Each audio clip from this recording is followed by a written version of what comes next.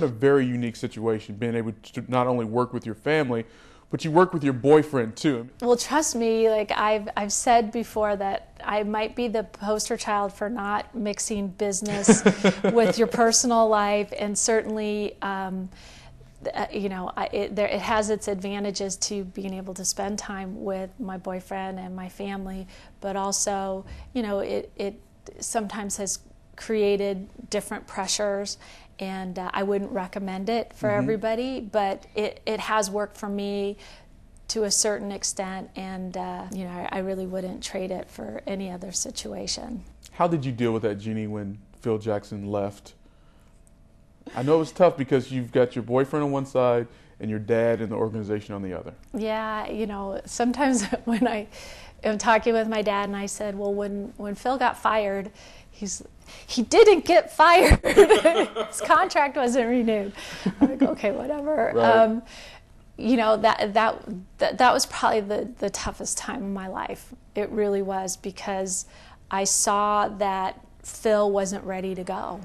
And I think he felt that he had more to do with this organization, and but now when you look back at it, it really worked out for the best. But Phil needed some time off. He took some time off. I didn't know what was going to happen to our relationship. As it turns out, our relationship became stronger because we did have that distance between us. And now he's back, so that worked out good. Did his departure affect your relationship with your dad?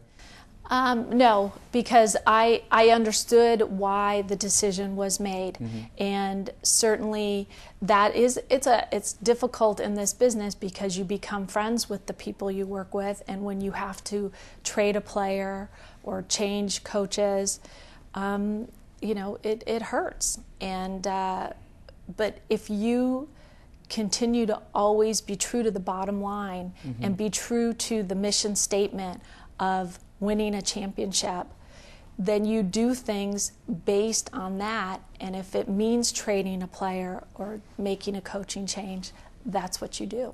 But a lot of people give you credit for Phil coming back to the Lakers too. How much were you involved in that decision, and how much credit should you receive for that? Well, I mean, certainly it was my fondest wish for him to return, but we had a coach under contract who had signed a 5-year contract, and and the organization was moving on. What I really wanted to see was Phil go back to work in the NBA, and I didn't want to see him retired because I knew it wasn't on his terms. And then when things transpired and we had a coach who needed to step down due to health reasons, well, then the Laker job became available. So, of course, personally, that's what I wanted to see. But I don't make those decisions. I don't make the basketball decisions. But certainly, I definitely put in my suggestion.